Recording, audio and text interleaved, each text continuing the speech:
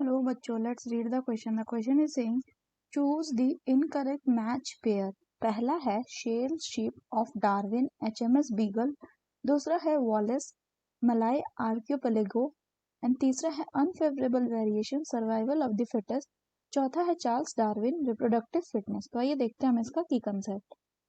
तो अगर हम बात करें इसके की कंसेप्ट की, इसका की कंसेप्ट हो जाएगा Darwinism.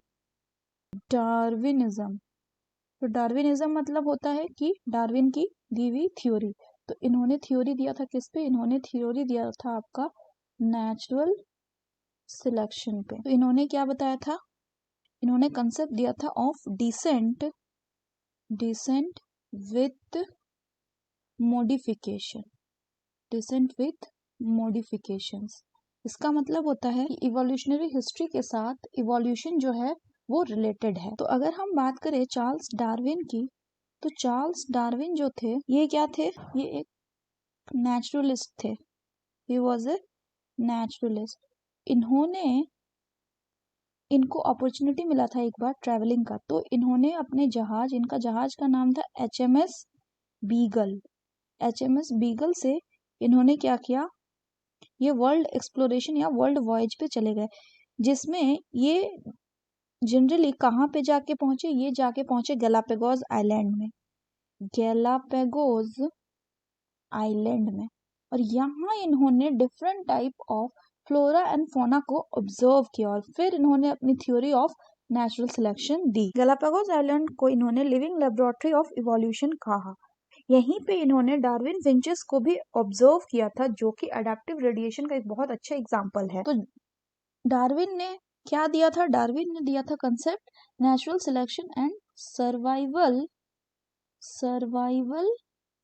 Of the fittest,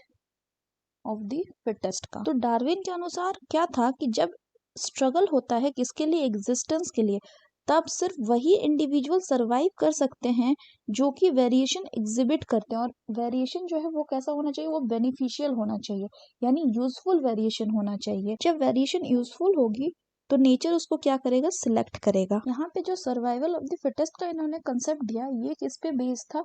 it was based on the reproductive fitness. Reproductive fitness मतलब कि कितना नंबर ऑफ ऑफस्प्रिंग को प्रोड्यूस कर पा रहा है कोई एक organism during the unfavourable condition, ताकि वो एडजस्ट कर सके उस स्पेसिफिक एनवायरमेंटल कंडीशन को लेके। अब अगर हम क्वेश्चन की बात करें तो हमें इनकरेक्ट मैच बताना। तो पहला बोला गया शेल शिप ऑफ डार्विन, यानी डार्विन का जो जहाज था उसको हम HMS बीगल बोलते थे, ये सही है। दूसरा बोला गया वॉलेस मलाय आर्कियोपेलेगो।